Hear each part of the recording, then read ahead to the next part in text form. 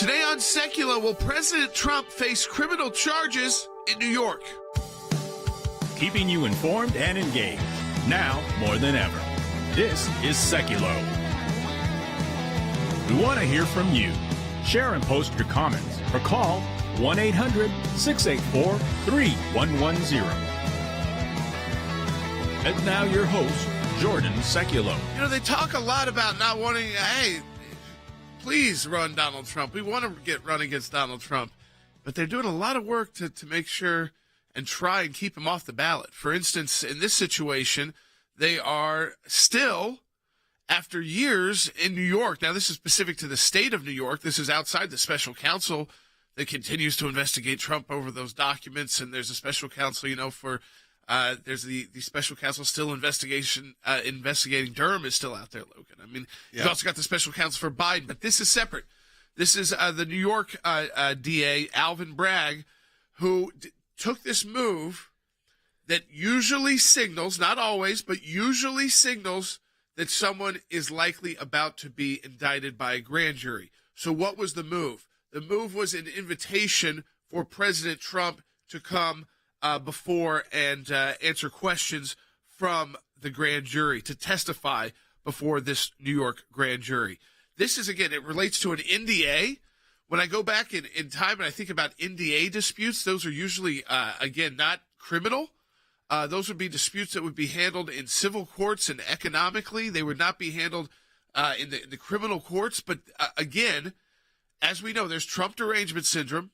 And there is just some reason, Logan, they really, even though they always tell us they think he's so easy to beat, obviously the internals tell them something else. Well, these tells them probably going to give him a good run for their money. So what can you do if you can have these options to go after him criminally? Yeah, why not? Why not use everything for politics? Yeah, because you think about the mess of the last presidential election, and even with all the mess, if you believed every single conspiracy theory, he still came pretty close to winning. Yeah, still had more votes than any president ever had, or something any like Republican that. ever had. Yeah, something crazy, but still got defeated as it was. But right, any president ever had, except for Joe Biden. Right, that's what I mean. Yes. Any president running for re-election. So yeah, so what I continue, it's this witch hunt has not stopped since the man took the oath of office. It actually started a little bit before that. Took the oath of office, left office, and continues to this day. And it is my, I guess, promise to you. The goal is not necessarily to get him convicted, because that's even more difficult. They want him arrested, Logan. They want the visual. If they can get that visual, which I don't know that the Secret Service would allow, but if they could, or if they could just say it on TV that he's been arrested and booked, I mean, obviously he'd be released immediately on something like this, and we're not 100% that this is happening, but I do think if you're a Trump supporter, you should be preparing, because there's movement happening in New York. Now, it also brings up that interesting issue with Florida, because Florida doesn't necessarily have a agreement to force you to go. If you will. Yeah, I mean, it's domestic extradition, but for certain offenses. I don't know if this one reaches that one yet, because we don't know what the actual charges are here. We know the dispute is over an NDA, but my Lord, if you're someone like Donald Trump, you got a lot of NDAs out there. I'm sure, yeah. Every kind of business. Yeah, everyone, the whole world kind of runs on NDAs, if we're all being honest. And many of them do get thrown out of courts as being overbroad. Yeah. It's usually specific parts. It's not like the whole NDA goes. It's this provision in the NDA is the person writing it is going to try to be always as protective as possible. Right, and then if it does get challenged in court and you lose a little bit here and there, you still actually kind of got what you wanted. And so that's the usual NDA challenge. It's someone says, this is restricting my ability to do my work too much, or find another job, or there are some exceptions to be able to speak out on NDAs as well. Not necessarily trade secrets. Right. So the question I have for you at 1-800-684-3110 is, do you think they'll ever get him? I mean, a New York grand jury is probably their best shot. Yeah. I mean, sounds bad on paper. Yeah, I mean, you would think if you're known as a conservative Republican, that's probably not the best grand jury setup when we're talking about the indictment phase of this. Do you think it will ever happen? Put it in the chat or give us a call. 1-800-684-3110. We'll be right back on Secular. When we see something, when we hear something, when we're concerned about an issue, we don't just talk about it. We do something about it. And that goes to our Government Accountability Project. If we allow leaders in Washington, D.C. to make decisions behind closed doors, unaccountable to the people, then we are going to get skewed and corrupt decisions. There are lots of other places that do lots of important work for America, but the ACLJ has taken up a lane which is irreplaceable. The Freedom of Information Act, that's a statute that allows us to get information from the government. It starts with a letter from our offices in Washington to these agencies, and it says, give us this information on these topics. And generally, they don't. And then we go to court. We go through a series of lengthy negotiations back and forth about what they'll give or what they won't give. We may get tons of information that's redacted, and we have to then go back and say, you redacted too much. We can't really find out what you're giving us because it makes no sense. So it goes through a process of litigation. That is how you get information, and that office is going to be more active now more than ever. The ACLJ has been extremely active in vigorously seeking to hold these bureaucrats accountable. We have filed hundreds of FOIA requests. We have received over 20,000 pages of documents in our litigation. Holding them accountable, holding the Biden administration accountable so that all Americans are able to have faith in their government. We will up our efforts. We will not stop. You're finding a nugget in a gold mine. Occasionally you'll come up with something that is really a bombshell, but you have to persist in doing it, and that's what we do. That's a little bit of what we do through our Office of Government Accountability, and of course that comes under our Office of Government Affairs. So your support of the ACLJ supports all of that.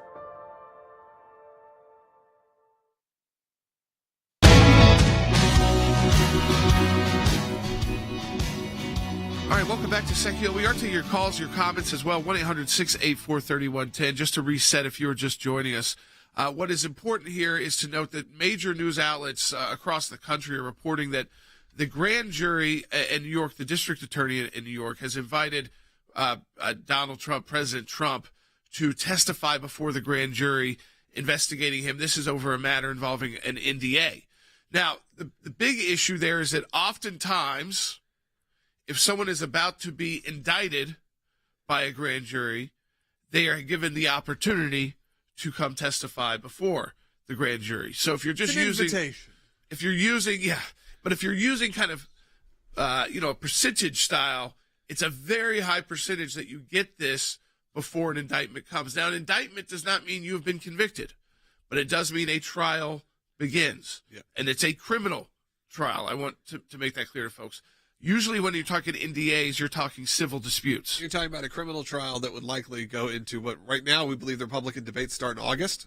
Oh, yeah. I don't even know if it would start. Right. This is, like you said, a moment to potentially try to derail whatever momentum could be happening because a lot of resources have to be moved around.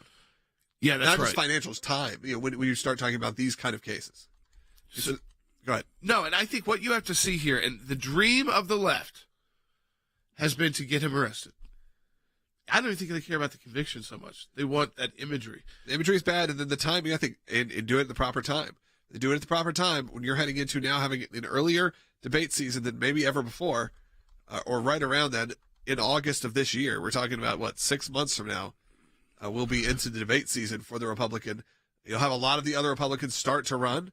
And like you said, I don't think there's been a poll, and I could be wrong, that doesn't have, love him or hate him, that doesn't have him in the lead for the Republican primary right now. No, I haven't seen one. There might be some offs. Maybe a DeSantis one here or there, but certainly of the official people running, when you just whittle it down to that, it's not a big jump between him and the next person. Yeah, and I mean, I guess for Trump supporters, my question would be, if he got indicted but he continued on, would you stand with him, or would you say, I've got to jump ship because I got to make sure whoever I'm supporting could definitely be on the ballot and serve? I mean, it's an interesting situation if an indictment actually comes out. I think it's so absurd that this is continuing on to try and take down a political figure, a declared candidate for president of the United States, a former president of the United States, over issues that are 10 and 12 and 15 years old.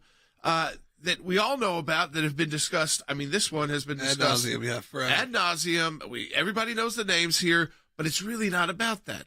It's about what else can we find? What kernel of some kind of something could we try to convince a grand jury that's criminal, and then we can prosecute Donald Trump and put him on trial. And I think that is, again, a very it's when we talk about the weaponization of law enforcement, this is yet another example of weaponizing law enforcement against leading politicians, which about half the country did support, and a good chunk of the country still supports.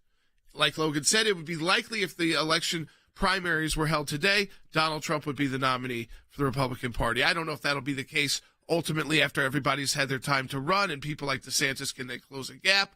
But if it was held today, let's all just be honest. If you're a Republican or a Democrat, like Trump or not, he would win the Republican nomination. Yeah, likely. If it was a national, if you want to say that, if it wasn't broken down to the way we have to do primaries, I think if it was just essentially a pre-election election, I think you'd probably have it at a pretty wide number. Yeah. Again, whether you like that or not, I think that's just the case, even from just name recognition.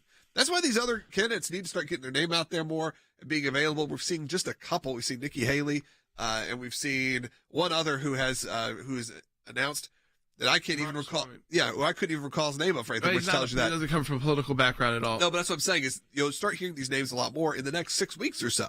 Even the declaration of Joe Biden running officially will need to happen in the next 6 weeks or so. Yeah, initially that was supposed to happen in February. Then all the classified document stuff started happening. So now we're into March. Pump the brakes on that. And I think it'll have to be by next. I think next month is probably the likelihood. If Joe Biden's running again, which it sounds now like he is, that in April you will get an announcement. Yeah, I don't think they have anyone else who's really ready. I mean, sure, they've always floated out there the Michelle Obamas and some of that. I think it's a hard road to convince her of that. And I think for the others, you're also talking about the fact that he took down Donald Trump once, and I believe they probably could potentially do it again. However, looking at this and the way they're acting, it's certainly not so sure. They're very scared of Donald Trump. Yeah. There's no reason to politically persecute someone at this level unless you feel like you are going to lose to them. Like they are posing a actual political threat. Put aside all of their rhetoric about, oh, he's bad for the country, he's this and that. Because honestly, if he loses an election again, he has very little influence over the country. So if you're confident that you could beat him again, wouldn't you want to? Yeah. I mean, that would kind of be the death nail, if you will, in the political especially career. if you didn't have a bunch of election mess like Yeah. COVID caused, and with all the who gets the ballots and how long do the ballots have to get in, and when do I have to get the ballots in? So again, I think that the bigger picture is there has been a response from not President Trump, but President Trump's team, who have called the threat of indictment insane, and that the Manhattan District Attorney's threat to indict President Trump is insane, an embarrassment to the Democrat prosecutors, an embarrassment to New York City. And I just think, again, why we're talking about this imminently today is because we know he was invited, he being President Trump, to testify before the New York grand jury. And it usually, Logan, when you get tell me about that word, because we're seeing that. I think more of the liberal news is putting this, and look, we have them all up on TV, so we kind of see how everyone cover. The more liberal-leaning news, your MSNBCs, are saying the word invite. They need a little bit more calm. It sounds like a nicer thing. But what you said is all that is really an indication of where things are going. It's usually just an opportunity to have one chance Be on the record to address the grand jury face to face before they indict you. If they weren't planning on indicting, why bring Trump in? Just to talk? Yeah. Maybe be like that one person. I just want to see him. I want to talk to him. I want him to say the oath to me because they're power crazy.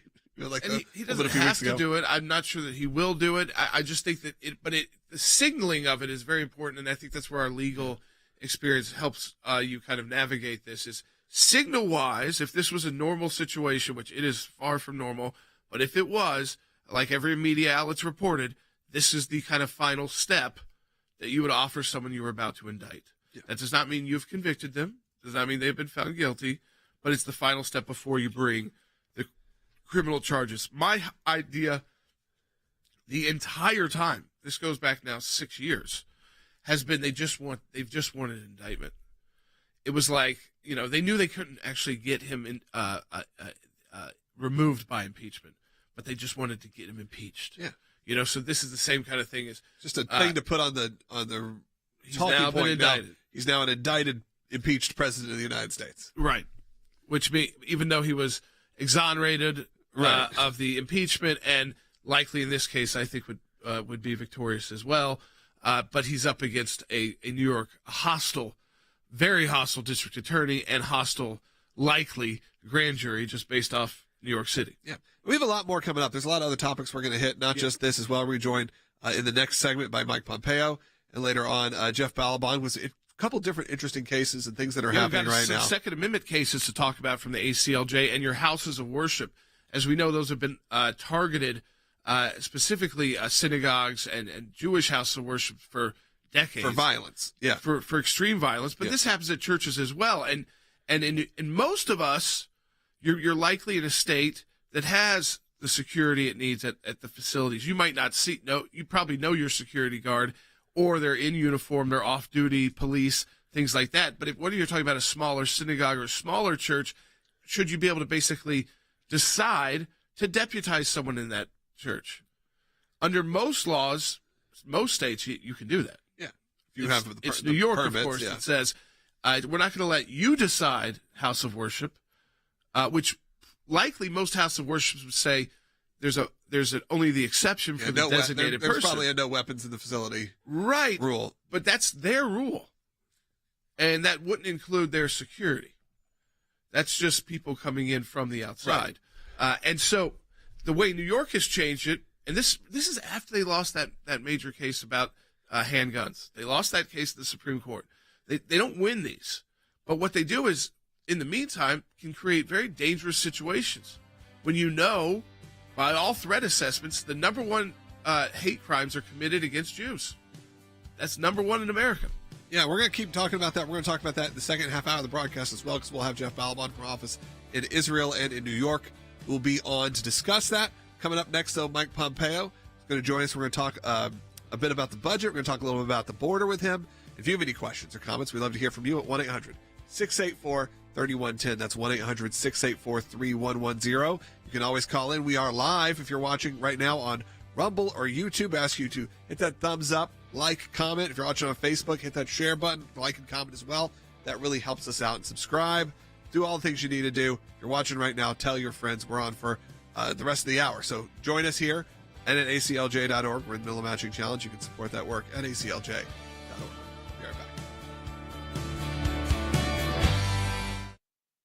The Freedom of Information Act allows people to petition their government and ask for the background information as to why they came to a certain decision. It's thousands of pages of paper, and in those thousands of pages of paper, you usually find a nugget. We are entitled as citizens of the United States to know about how our government works. Government agencies acting out of control. They want to keep Americans in the dark. That's why it's incredibly important to have the ACLJ constantly pushing to find out what the background information is. You remember the Iran deal? There was a video about what took place on that deal, and it was edited. And the edit took out the key part of what was going on. State Department, White House, editing videos to keep it from the American public. We have exposed that in our FOIA litigation, and we do that every day that we bring these cases. We took it to the IRS. No one ever does that. And because of it, it's a very weak government agency that used to be the scary government agency. What the IRS was doing was violating the Constitution and statutory law. Because of the litigation we engaged in, it's a different agency. They can't do what they were doing before. We've got the declassified list of Obama administration officials who started asking to unmask. They've been hiding behind in the shadows. These FOIAs bring them to light. All of this information came because we went to court to get the information. The power of Washington, D.C. only works when the rest of us, the rest of Americans, are kept in the dark. We may find one item of information in thousands of documents of irrelevancies, but we persist and we're on it every day of our lives. The work that the ACLJ does matters. It matters to policymakers. It matters to ordinary citizens all across America. Those of you that support the ACLJ, this is what it's all about at the end of the day. Think we haven't been on this, folks? We've been on it.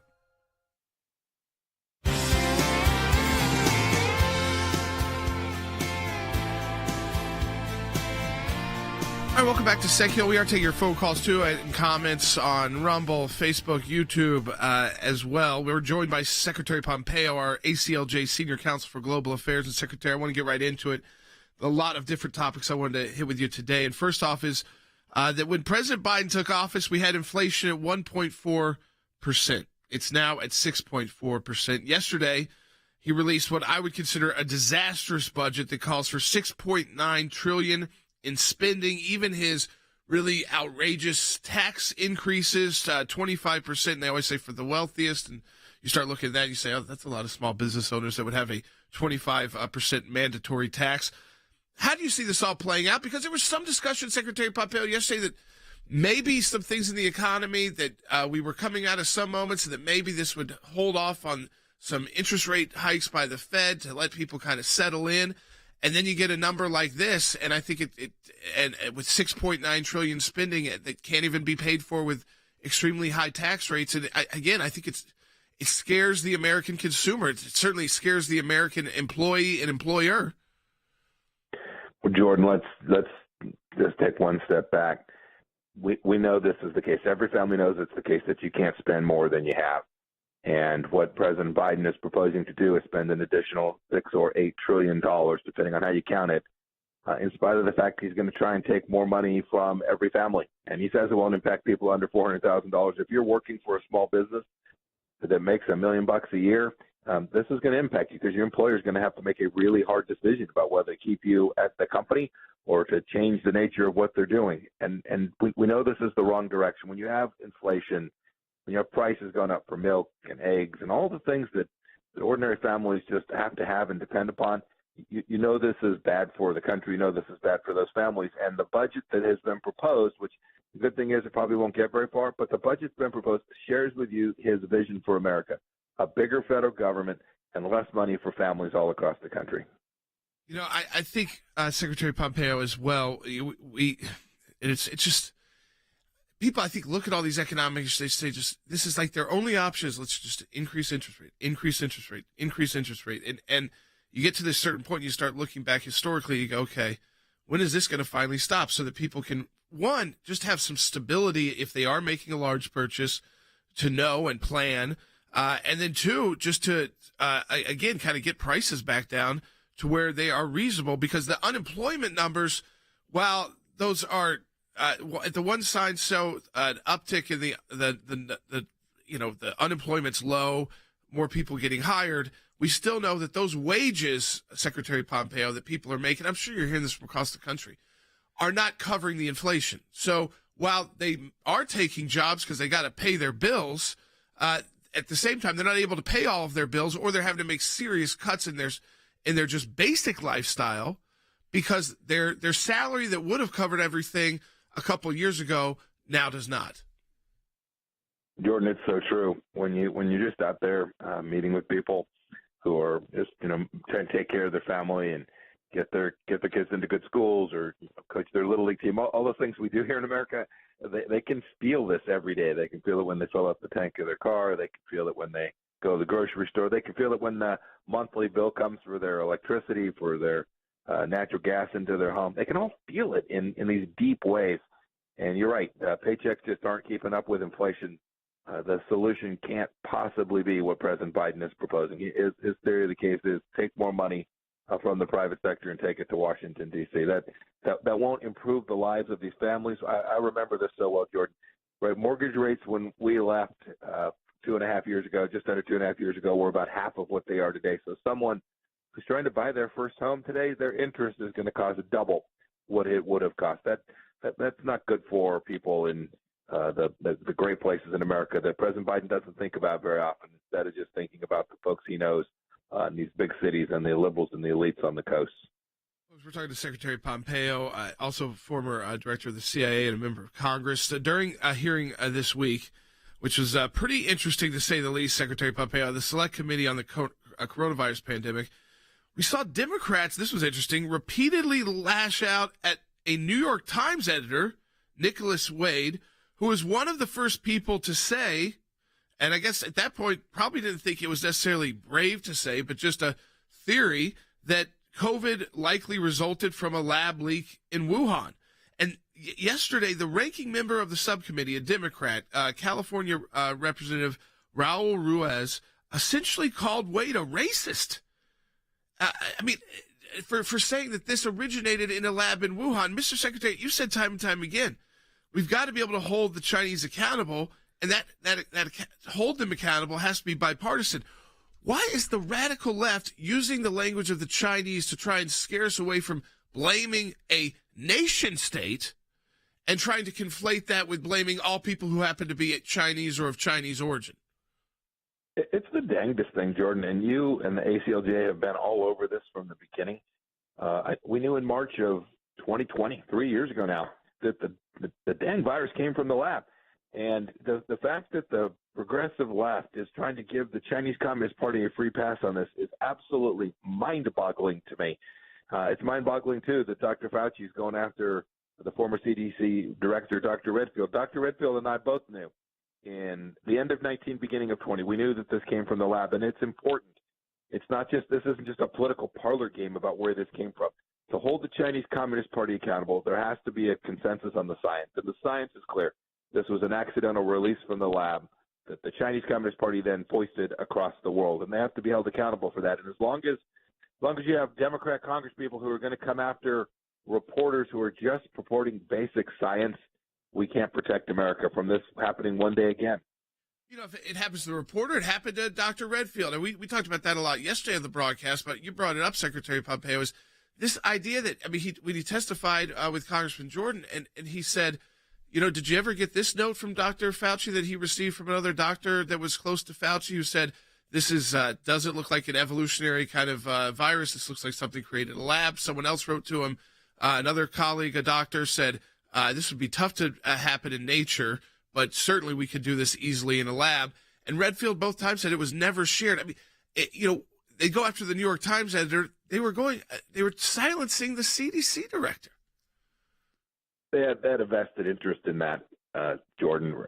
They knew that Dr. Fauci knew that there was his money from his organization at NIH, and a fellow named Peter Daszak, that you all at ACLJ have been working to solve this mystery for a long time. Peter Daszak and Dr. Fauci both knew that there had been money that came in the form of grants that made its way to that very virology institute. They just wanted to protect themselves. It was a cover-up operation for sure. So that's why when Dr. Redfield came and said, here's the basic things we've seen. 6 doctors coming from the lab. Now they've disappeared journalists who are reporting on what happened to the lab. A researcher who said, hey, we really need to check out what happened in this lab. The Chinese Communist Party shut that all down. And when Dr. Fauci saw that, he had the exact opposite response. Dr. Redfield said, let's get to the bottom of this. And Dr. Fauci said, we can't let anybody get to the bottom of this. Let's go DEFCON 4. Let's cover this up. And that's really a threat to America. You know what, Secretary Pompeo, as always, I appreciate you joining us. And through those questions, there's always the information I want to jump right back on, because I think, again, that silencing of just ideas is so dangerous in the United States of America. We're a country founded on the idea that you can have a theory and someone else can have a theory, and then ultimately, maybe through science and research, you figure out which theory is right or what evidence points to that one theory being more likely than the other. Secretary Pompeo, we always appreciate. Support our work. We've got Secretary Pompeo on our team. We have Rick Rennell on our team. We've got a team of attorneys and experts because of you. Donate today at aclj.org. Here's what I want to say to our ACLJ members, or for those of you that enjoy watching this broadcast. Whether it is going after the deep state, whether it is litigation that we're engaged in, whether it is defending the persecuted church and getting individuals out of prison in other countries because of their faith, whether it's training lawyers to fight for religious liberty, not just here in the United States, but around the globe, whether it is producing a daily 1-hour live television and radio broadcast heard on thousands of radio stations, on TV platforms, on social media platforms, your support of the ACLJ enables us to do all of this. we want to encourage you to support the work of the ACLJ. We're in a matching challenge campaign. Any amount you donate, we get a matching gift for. Go to aclj.org today. That's aclj.org. Keeping you informed and engaged, now more than ever. This is Seculo. And now your host, Jordan Seculo. All right, welcome back to Seculo. We are taking your calls to 1-800-684-3110. Team, can we pull some of the latest immigration numbers? And I want to take Hilton's call from Illinois, the known gotaways, and likely the estimates of what are the known gotaways plus the estimates of those who we aren't able to track. Because it's an interesting call, and I do want to take it, but I want to have those numbers in front of me first. We started off the broadcast, just if you're just joining us, you saw that headline, especially if you're joining us on Rumble or Facebook or YouTube, and you're watching the broadcast, you saw this headline of is Donald Trump about to be indicted? And here's why we said that. There's a lot of reporting today across the aisle, mainstream media, liberal, conservative media. And this is why. And the Trump team has responded. So we know that, again, this is accurate information, that the New York DA, who's been investigating Donald Trump on a host of issues, trying to find some way to criminally charge Donald Trump and basically perp walk Donald Trump. And so this current grand jury has been reported to invite President Trump to come testify. Usually that is one of the final moves made by a district attorney to someone who is likely going to face indictment, is that they will get an opportunity to address the grand jury. It's different than like addressing the jury, but in this one sense, in a trial, but in another sense, it's you don't have to do this. It's just an opportunity given, and then very soon after, you could see an indictment. You could have answers happen. Yeah, and so I think we have to be very vigilant here, watch this very closely as this witch hunt continues.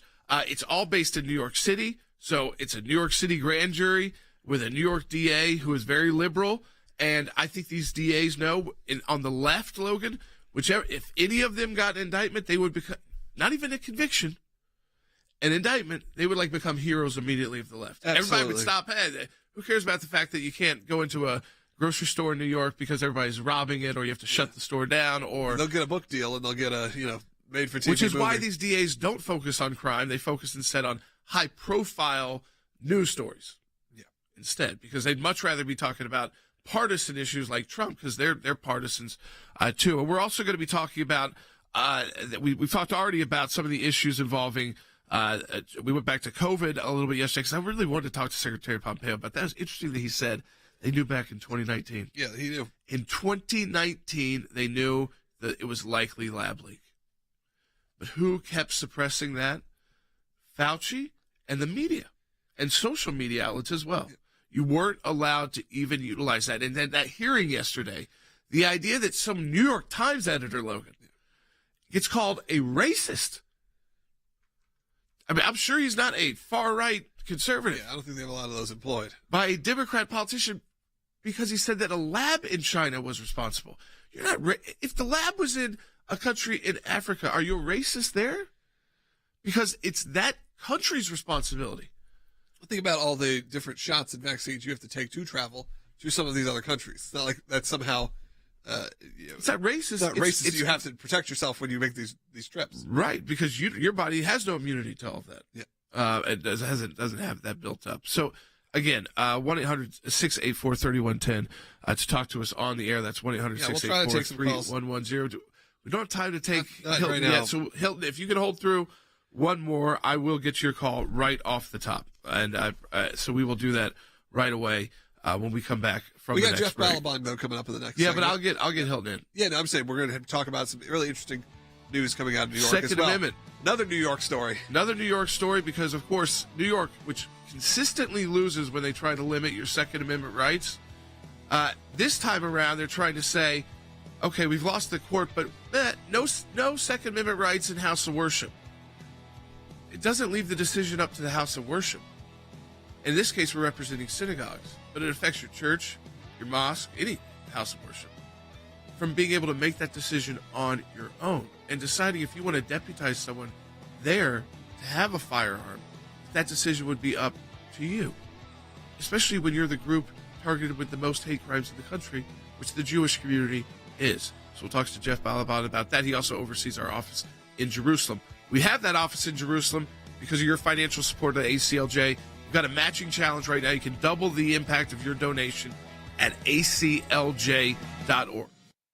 In my time in service, both as the CI director and as Secretary of State, I watched the good work that the ACLJ was doing here in the States and all across the world. The ACLJ's work at the UN, overseas with the European Court of Justice, is incredibly important. We have on our team lawyers, non-lawyers as well, that are policy experts. They're all engaged in foreign policy issues. We have been focused on protecting the nation state of Israel, particularly before the United Nations. We don't shy away from the battles that are going on at the UN and just complain about them. We actually try to go in and do something positive and actually affect change. The risk of an incomplete or unsolid relationship within the United States of America and Israel is real. Israel is very important to the ACLJ, and we will always fight for Israel's rights. We had a series of cases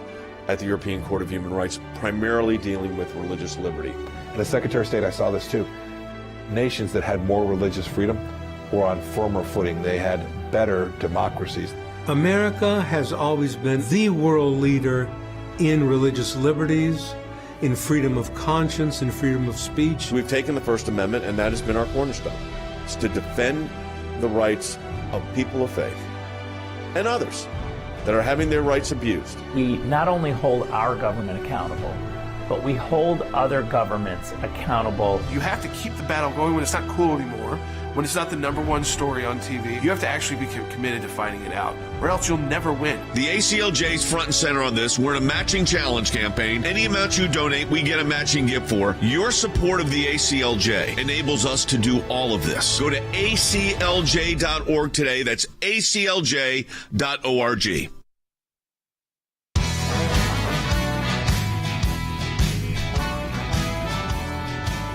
Welcome back to Secular. I'm going to take Hilton's call right off the bat on immigration. We're going to get into the Second Amendment issue. So if you're someone like we do who cares about your Second Amendment rights, your constitutional rights, you definitely want to tune in and share this with your friends and family because it is a unique way New York is trying to get around so many losses at the U.S. Supreme Court when it comes to the Second Amendment. They lose and lose and lose and lose, and yet they somehow always try to find a way to prevent New Yorkers from being able to protect themselves. In this case, at houses of worship, which have come under attack, been under attack, and historically, for the Jewish community, they are the number one target of hate crimes in America, which is a number and a fact that does not get told enough to the American people. But let me go to Hilton first in Illinois on line one. Hey, Hilton. Hi. The Democratic Party has a long history of using immigrants in getting get out the vote campaigns for the Irish, or different groups of people, Polish and things, and they would bully them to get the ballots out, and they use their votes to win elections and things. My question is there a FOIA request for government transparency that when these people are captured and released, whether it be from Mexico or whatever, where does this information go? How is it stored? Who has access to these people and the information? Who's does the government sharing this data to? How are they using that data for get out the vote tactics as well? Okay, so right now, none of those people would be legally able to vote because they're not U.S. citizens. And now there's some localities that have started to allow non-citizens to vote in like municipal elections. Residents. Yeah, but if you're talking about the bigger elections, statewide or federal, you have to be a citizen. Now, who tracks the numbers? Well, the numbers tracked by Department of Homeland Security. So we know, like, for instance, in 2023 so far, 38 people on the terror watch list were arrested at the border, 98 last year, 15 before that. You go back to 2020, only 3, and 2019, 0. So those numbers significantly started increasing under who? President Biden. We know that there have been 1.2 million gotaways during the Biden administration. That's people they know that crossed illegally, but they couldn't catch. We also know that in the first half of Biden's 4-year term, we saw monthly border encounters rise from 100,000 in February of 2021 to 251,000 in December of 2022. That's the Customs and Border Patrol, which falls under Department of Homeland Security. I will tell you, Hilson, we've done FOIA work specifically on the border when it comes to the policy changes the Biden administration tried to make, like Remain in Mexico, like Operation Talon, which focuses on trafficking. So we are heavily involved in that. But statistic-wise, that's where you get the numbers from. And you know, I don't think they're budging the numbers here. They're horrible for Joe Biden. They just think that enough of their voters don't care. So if you've noticed, a lot of the switch from the right has gone from, okay, if people aren't paying attention to the number of people, we're going to focus on the people, Americans dying because of this, because of what they're bringing over with them, fentanyl, drugs, drug cartels. We saw the horrible incident in Mexico that happened to Americans. It rarely has to do with the actual humans. On both sides, sadly. Sometimes it's not, we don't humanize them enough. And on the other side, it's about what's coming over that we don't want there. It's not about people seeking refuge. It's not people trying to even find a better life for themselves in America. What it has to do with a lot of the crime and a lot of the drugs and everything else that's making its way over with it. So let's get into a Second Amendment issue. Yeah, what's going on in New York? And in New York, let me go to Jeff Balaban, who oversees our office in Jerusalem, but also a U.S. attorney. Jeff, tell people about, I know you've got a new blog up at aclj.org as well, but tell people about this situation. I think it's very unique because New York is always trying to ban its citizens from having any kind of firearm, whether it was rifles, then it was pistols. They lose all of this at the Supreme Court, and yet they come up with more novel ways to try and prevent you from being able to protect yourself. Yeah, well, under the current leadership, they've managed to make New York the opposite of a crime-free zone. It's just dangerous to walk around the streets of New York, and as you discussed before, Jordan, it's become extremely dangerous for Jews, visibly Jews, who walk in the street wearing a yarmulke or other visibly Jewish garb, or certainly Jewish institutions. So there's been all kinds of changes to bail laws here, and they basically made it a very soft on-crime state. And so people who naturally don't like Jews realize that it's open season. So we have a situation here where we have increased street violence and increased attack on Jewish targets like synagogue. And the government has then, in response to that, taken away the rights of law-abiding citizens to protect themselves, specifically in houses of worship.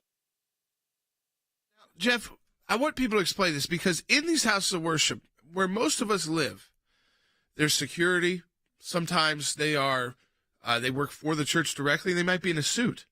Other times they're off-duty police. So there's a mixture. But what I think it comes down to is the decision is often made by the house of worship in most states, not by the government mandating them to they might have some rules like who is going to be the security person, something like that, but they don't tell you you can't have somebody who is ready to defend if there is an incident. Look, it's completely perverse, Jordan. You're right. The fact is, increasingly, houses of worship, and especially synagogues, but houses of worship need to have guards, armed guards, greeters, etc.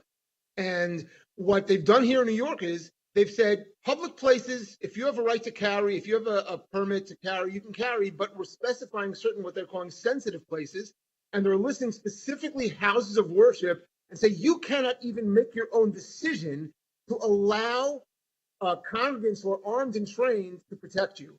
So in the case of synagogues, where we have in Orthodox synagogue services throughout the day, classes throughout the day, it's open many hours, sometimes 24 hours a day. We want to make sure that they're protected. Instead, they're saying we're protecting you from gun violence by taking away the rights of law-abiding citizens to protect themselves from gun violence. I mean, I think that a lot of people would understand that while some of us may go to churches and house of worship that kind of open and close, there's a lot of, especially churches that have chapels that are 24/7. 24 hours, yeah. There's always somebody there ready to talk to you. Right. I know in the Catholic Church, I know in the Episcopal Church. Yeah, more of the classic churches, if you will, the Orthodox churches. There's a place to pray if you need to, like you feel like you need to go. Doors are never locked. Right. Part of the deal. Yep. And when you know that you are a group that is facing violence. And Jeff, you talked about how people can have concealed carry in New York now, but that's only because they lost at the Supreme Court. I mean, so every time they have to be taken to court, and that is what we have done here. We have joined in a lawsuit here. That's right, and we of course joined in that case in the Supreme Court, which struck down New York's previous ban, and New York and the Supreme Court actually tracked a lot of the arguments that we made in our briefs. And of course, what New York did was then respond to the Supreme Court's upholding the Constitution by taking another slash at the Constitution against our Second Amendment rights and our First Amendment rights simultaneously. And that's why we've now joined in this amicus brief to stand up for the First Amendment and Second Amendment rights of New Yorkers. You know, people have asked this question, Jeff, and I'm seeing in our chats, people from New York. Is this specific to New York City, or is this statewide? No, this is statewide. There is separate New York City laws, and there's actually a New York City challenge as well. That has not yet, I think, has not gone up on appeal. The judge stated, but kept the restriction in place, which is infuriating, especially when you consider what's at stake here. And you know that we, when we put in this amicus brief in this case, we're working also together with the Synagogue Security Council of North America, which is a national organization, and they point out something critical, which is when there's an active shooter situation, it could be minutes, like 30 minutes, and according to the FBI, there's an average of 12 victims per minute in an active threat attack. That means you could talk about dozens of dead people while you're waiting for law enforcement. And they've taken away the right, not of restaurants, not of movie theaters, but of churches and synagogues to defend themselves. It's so targeted. It's so obviously targeted. I mean, Logan, when I see it, I think it's really cool that ACLJ is representing the Synagogue Security Council of North America, because it shows to kind of how diverse we are and the work that we do to protect your rights. And again, your Second Amendment rights. And this is kind of a novel way. This is a nuanced one that even people who are, are maybe more into gun control and have gun control, leanings go, okay, well, this is maybe going a little too far when you're saying a church essentially can't have their own private security. The movie theater can. But the movie theater can, right. Yeah, it does feel targeted, and it feels intentional, and no one wants this. Yeah, it's targeted at houses of worship. And then specifically, Jeff, as I've been pointing out, which I don't think ever gets enough attention, is that the group that faces the most hate crimes in America is the Jewish community. Jews represent less than 2% of the American population, and according to FBI statistics, and I can tell you they are underreported, more than 60% of hate crimes targeting people for their religion target Jews. More than 60% is an absolute number. It's so many times our population. It's a disaster. So this is very important, and I'm so glad that ACLJ stepped in here. Because I want people to be able to go to their house of worship, whatever that faith may be, and not have to worry about that. To know that they've got at least security there watching their back, because we know that these mass shootings, unfortunately, are happening, and they're happening at houses of worship all the time. This to me is no different than your school having a security guard or anything like that. Right. Whenever there are masses of people, you want to make sure that people are kept safe. This is common sense solutions. It's, again, why we have a How second. it even came up as sort of a crazy thing. The fact that this was even... Because the animosity towards the Second Amendment is so high in New York that anytime they think they can get around a Supreme Court decision telling them you can't do that in New York, they try and ban another way of getting around so they can say, as politicians, we stop guns here. We're not going to let that happen. In battleground Pennsylvania, President Biden unveiling his sweeping budget proposal. A brief list of the tax hikes. Oh my gosh. 25% tax on people with $100 million or more in assets, raising the top individual tax, doubling the capital gains tax. It takes the corporate income tax higher than China's. It takes the individual income tax, which is paid by many small businesses. That takes it up almost to 40%. This is going to hit many, many small businesses, many independent contractors. Medicare tax hikes, small business tax hikes, a huge increase in the taxes of overseas U.S. corporations if they would repatriate. Taxes on oil companies, real estate, private equity. Homeland Security, the only agency seeing a budget decrease, and some $790 billion that they expect to pay just in interest next year. Biden also brought back his billionaire minimum tax of 25% on all unrealized gains. So that's any increase in the value of the stock or business, even if you didn't sell. They're going to start taxing you on assets before you even sell them. The House Republican leadership calculation, quote, for every dollar the federal government takes in, we spend $1.29. Under CBO's new projection, that number will go up to average $1.34 over the next 10 years. This is a spending problem, not a revenue problem. We have more revenue at any given time, but the problem is he's spending more. It's not a revenue problem, it's a spending. And what does this budget do?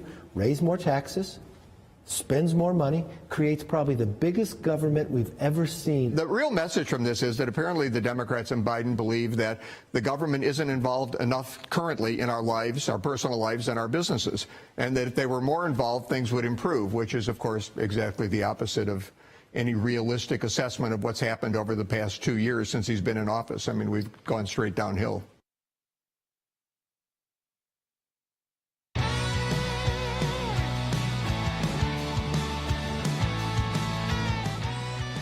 All right, welcome back to Secular. We're taking your calls to 1-800-684-3110. We're going to get to the economy. So we've hit a lot of issues. President Trump and this potential indictment. And I say that because the grand jury invited him in New York, this is a New York State issue, to come testify. Usually, and that's just based off legal practice, someone who is the target would get that opportunity right before an indictment is issued. Now, right before does not mean today, but imminent, more imminent. And it doesn't mean 100% either. You know, the grand jury decides that. But I will say that's how the DA approach things. So you have this opportunity to address the grand jury, kind of like if it does actually make it to court, you would have an opportunity to address a jury or the courtroom. You don't always do that, but you do get the opportunity. And usually that's in a situation, again, you have to weigh a lot of different factors. We all watch all these criminal cases now all the time. Now, this is not certainly a multi-murder wild family story like the one out of South Carolina that was so unfortunate and sad. But people understand what we're talking about there. So we talked about that. We talked about, again, the COVID origins, the way that the lash out occurred. But I do want to spend more time on the economy because it affects every single one of us. So Harry Hutchinson, Director of Policy. Harry, new job numbers came out today. They were released. The Biden team, of course, is touting this as wonderful news. But the truth behind the numbers isn't so great. Absolutely. So it's clear beyond question that the unemployment rate rose slightly. So there's not much to cheer about there. Number two, the evidence shows that average wages adjusted for inflation have actually fallen. So there's not good news there. And thirdly, we should keep in mind that the Federal Reserve is preparing to raise interest rates again. That means mortgage costs should likely rise. And lastly, President Biden has issued a new budget proposal.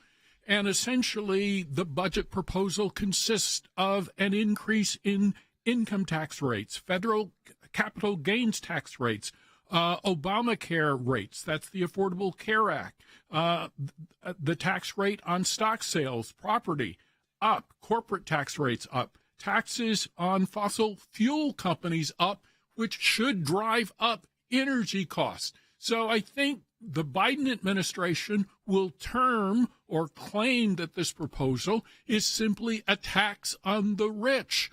But as people pay those taxes, that means they have less money to purchase goods and services. This affects everyone. It does affect everyone. Actually, have a call coming in right now kind of about this whole situation. Let's go to Mark, who's calling on line 2. Mark, you're on the air. Hi. Thank you for taking my call. I'm Mark. I'm in Michigan. I crunch numbers for a living, specifically financial numbers. And about 5 years ago, I decided to figure out, okay, how much does the country have to take in and or cut spending just to break even so the national debt does not go up? I don't remember if it was 5 or 6 years ago. But what I found was you had to combine two things. An across-the-board cut in total spending, and I don't care what budget item it is. I don't care if it's Social Security. I don't care if it's military, I don't care if it's, social programs. You had to combine that with an increase in tax revenue of 25% just to break even. Well, I think, again, I'll go to Harry Hutchinson on this because people try to say, okay, how do we get back? Like, how does it ever even out? Yeah. Because it doesn't feel like that's the way our No, because even works. when they increase taxes, like on the 25% minimum tax on the richest in America, that it still doesn't balance out the budget. I think even there, under the best estimate, it cuts $3 billion out of the national debt. I think that is correct. And one of the things that the Biden administration fails to understand is that with respect to some of these proposed tax increases, those tax revenues associated with those tax rate increases are optional. Why is it optional? Well, you can defer selling property. You can defer selling stocks. So the projected revenue often does not match the actual revenue that comes in. And so at the end of the day, middle-income people, working-class people are often hurt by tax increases, even if these tax increases are allegedly aimed at the rich. But I go back to the reduction, if you will, in tax credits that they are making available for fossil fuel companies. This means they are paying more taxes if they're making money. But of course, one of the ways of adjusting for a tax increase is to raise the prices at the pump. So I think at the end of the day, it's important to keep in mind that the cultural elites, our cultural overlords in Washington, they don't really understand economics, but the Biden proposal is probably dead on arrival in Congress. That is the good news. You know, when we talk about all these economic issues, Harry, as well, I mean, people really just want to know, are we going to see continued interest rate hikes, and is there any end in sight? I mean, some people have talked about 10% as maybe the end in sight. That seems pretty catastrophic to a lot of people. I think you're right. I think my basic guesstimate is between 8 and 9%. Keep in mind that interest rate increases by the Federal Reserve, they don't have that much of an impact on the economy until about a 6 to 9 month lag time. So the Federal Reserve has announced this week that they intend to remain aggressive with respect to interest rate rises. And so one of the things that Americans should keep in mind is that that means their mortgage rates will rise. And some Americans have adjustable rate mortgages. And so even if they are not buying a new house, or even if they're not refinancing, absolutely. Because your mortgage payment could have doubled. I mean, a lot of times right now, whatever mortgage you're getting is on the same price houses, it could be near double what you're paying monthly. That's wild. A lot of people had a lot of comments, and a lot of people came in. I want to thank everyone who's listened and watched today and watched this week. We know we have a lot of new viewers who've come in via Rumble. We know we have a lot of new viewers that have come in through all of our different platforms and social media platforms. I'm going to ask you one more time, if you don't mind, if you are brand new to this broadcast or you haven't done it yet, if you're watching on Rumble, hit the follow. If you're watching on YouTube, hit subscribe. If you're on Facebook, like, do all those things. However you want to engage with this show, the better. Rumble is a great source. They've been great to us, and we appreciate all of their support. So if you could, follow us there. Follow us on all our other channels. But again, we are at the really starting to be in the middle of our matching challenge. Very important time. That's right. So as we get towards the middle of the month, it becomes that much more critical. Our matching challenge is a way for us to really put together the financial situation that we're in as the ACLJ moving forward, so that we know if we can add additional resources. Can we add if we need more staff? If we need to take on a larger case, it's going to require more staff or issue. All of that is because of your financial support to the ACLJ. And, of course, it continues to do all the work that we already do. So we have these matching challenges where a group of our dedicated donors say we will match the donations that come through this month. It's very simple, Logan. I mean, it's like if you made a $10 donation online at aclj.org right now, that $10 will be matched by a $10 donation from one of our donors this month. Right. So it's $20 for us. So whether you've had to even cut back some on how much you can give, this is a great time to donate if you're still in a position to donate at all, because you're doubling the impact of your donation. So you're making what you can give, the value to us is doubling. So I hope that encourages you, even if you're in a tougher situation right now, but still trying to make those contributions to groups you care about. Do it online at aclj.org. We'll talk to you next week.